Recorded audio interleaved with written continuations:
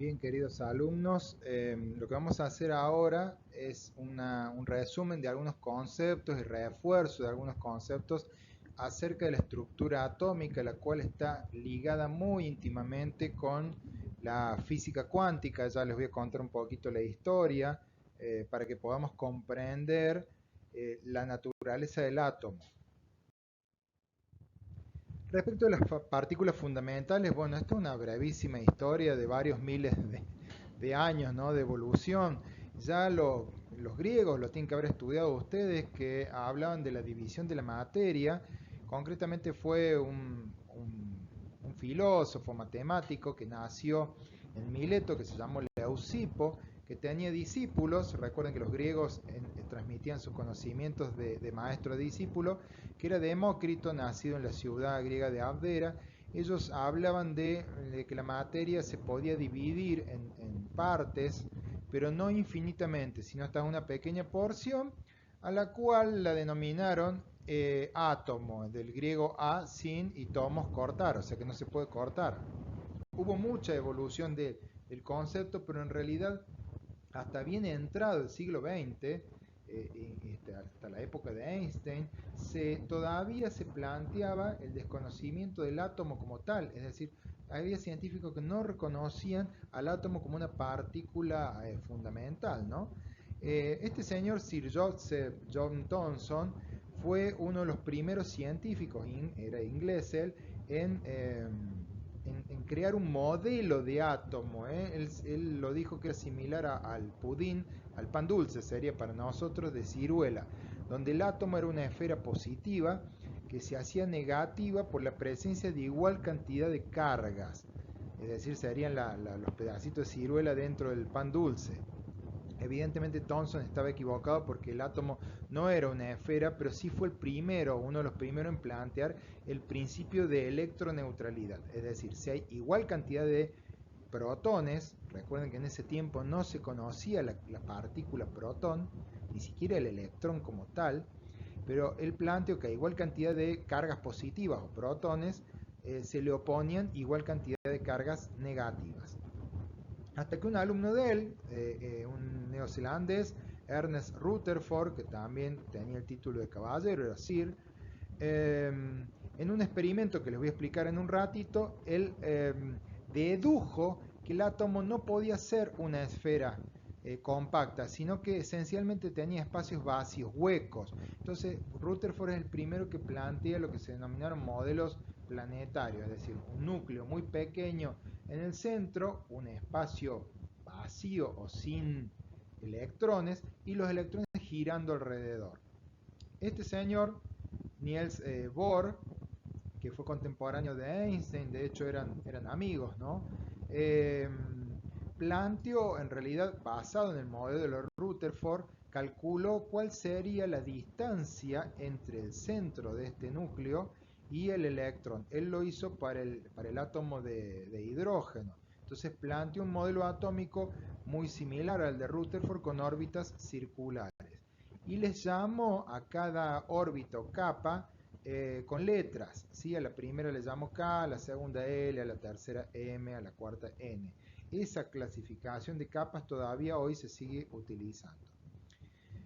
Posteriormente, con el avance de la mecánica cuántica desarrollada en 1900, alrededor de 1900, por un científico, Max Planck, comenzaron los denominados modelos matemáticos, es decir, ya el átomo no se lo podía visualizar como un núcleo con electrones dando vueltas alrededor, sino que complejas ecuaciones matemáticas demostraban de que los electrones no estaban fijos en una línea circular alrededor del núcleo, sino que lo hacían en zonas del espacio.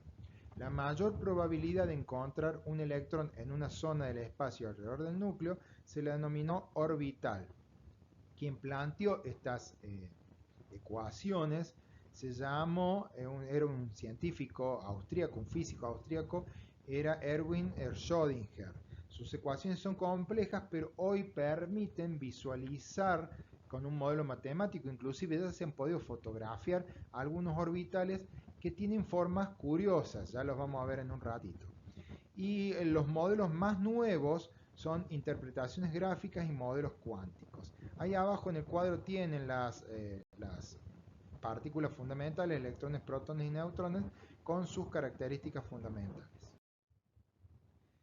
Para darnos cuenta de la magnitud, el tamaño del átomo, yo he puesto ahí el ejemplo del estadio de River. Yo no soy hincha de River, pero el estadio de River tiene una característica. Mientras que la cancha es ovalada, todo el estadio es prácticamente circular. Es casi una circunferencia perfecta. Quienes de ustedes han viajado hacia Buenos Aires y han salido o llegado a Aeroparque, cuando el avión gira para entrar en pista, a veces se suele ver el estadio de River. Ustedes tienen que imaginarse que la distancia existente entre el núcleo y el electrón más interno, o sea, de la capa más interna que estaría en el nivel 1 y el orbital S, más o menos sería como que en el centro de la cancha del estadio de River, ustedes ven un puntito rojo, pusieran una pelotita de golf y ustedes se sentaran en la última tribuna, en el último caño allá en el borde del estadio. Ustedes, el puntito rojo o la pelotita de golf sería el núcleo y ustedes serían el electrón de la capa más interna en el nivel 1 orbital S. O sea, ustedes serían el electrón 1S1.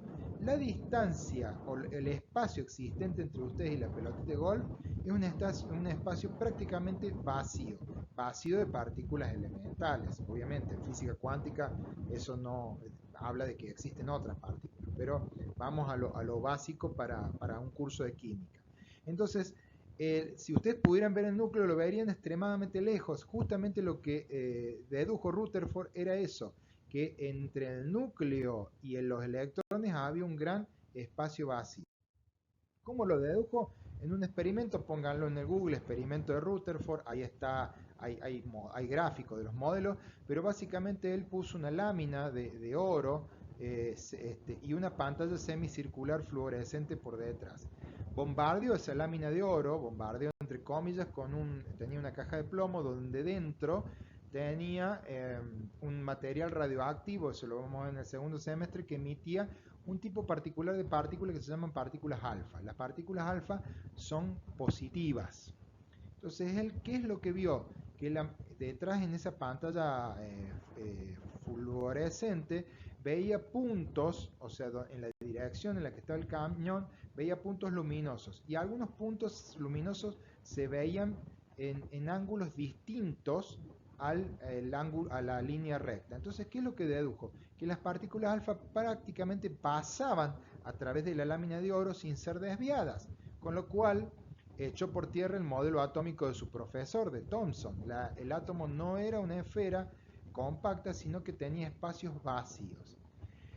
De los ángulos que se desviaban de estos puntos luminosos, que dedujo, como el núcleo era positivo, como la partícula alfa era positiva y se desviaba, necesariamente el núcleo tenía que ser positivo. Entonces Rutherford, él no lo llama protón, pero deduce que el núcleo tenía que ser positivo. Entonces, a partir de este experimento de Rutherford, él deduce que el átomo, hay una frase que se le atribuye a él, que no debe ser de él, pero seguramente la esencia sí, que dijo que el átomo es esencialmente espacios vacíos y con un núcleo muy pequeño y positivo. Otra cosa que tenemos que saber es el principio de dualidad onda-partícula, es decir, fue Einstein principalmente quien dedujo, pero muchos otros científicos también junto con él, que los electrones, en realidad todas las partículas subatómicas, los fotones, los protones, los propios electrones, los neutrones, son al mismo tiempo un corpúsculo, es decir, una materia sólida, por así decirlo, pero también una onda, es decir, se comportan como si fuera una onda con parámetros de onda, longitud, frecuencia, amplitud, etcétera, etcétera.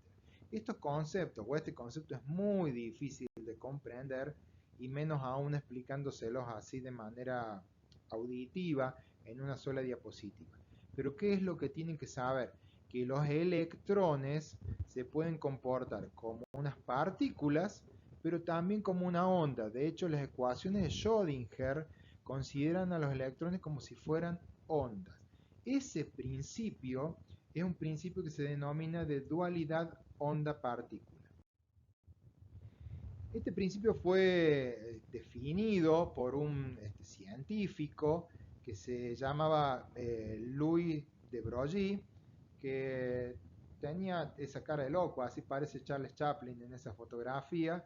Eh, Decían que era bastante raro, ¿no? Su carácter, que tendría algún tipo de problema de socialización, pero era extremadamente inteligente y él propuso generalizar esta dualidad a todas las partículas conocidas, afirmando que la materia también se la puede considerar como onda, es decir, toda materia tiene una onda asociada a ella. O sea que nosotros mismos, además de ser partículas, de ser materia, también somos ondas.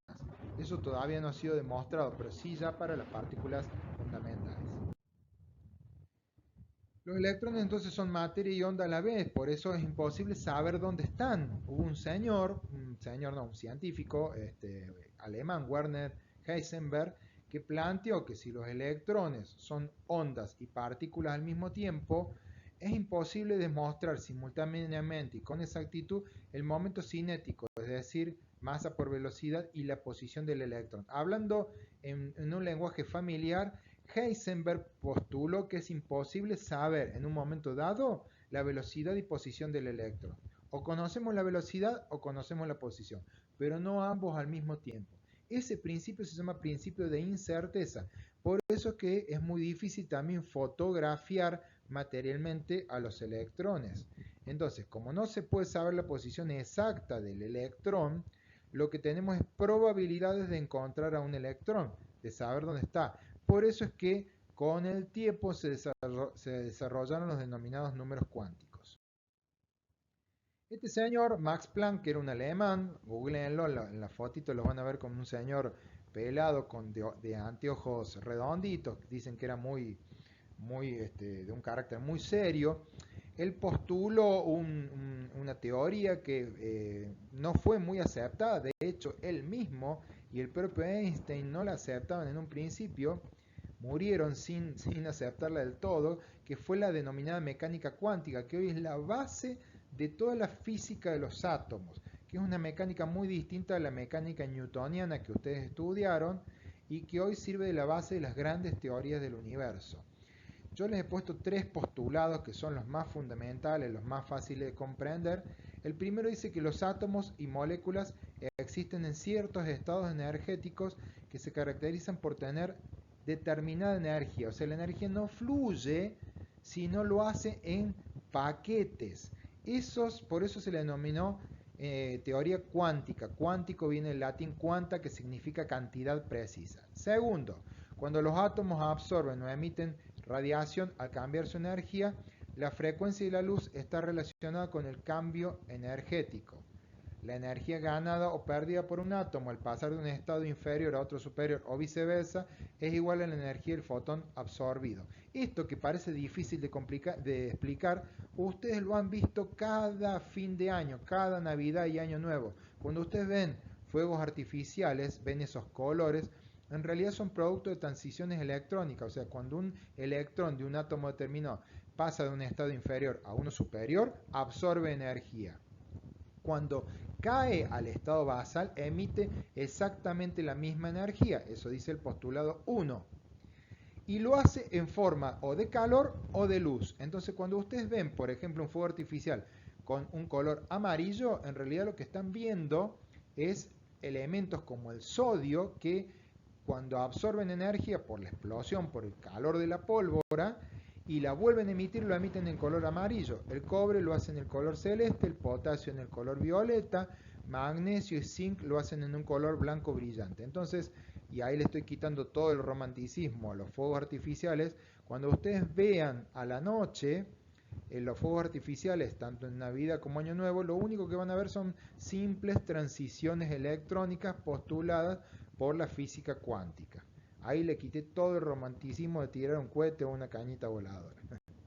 Y el tercer postulado dice que los estados energéticos de los átomos y moléculas y dentro de los átomos de las partículas que forman dichos átomos se pueden describir por un grupo de números llamados números cuánticos. Este es el fin de la primera parte. En la segunda parte explicaré cuáles son los números cuánticos.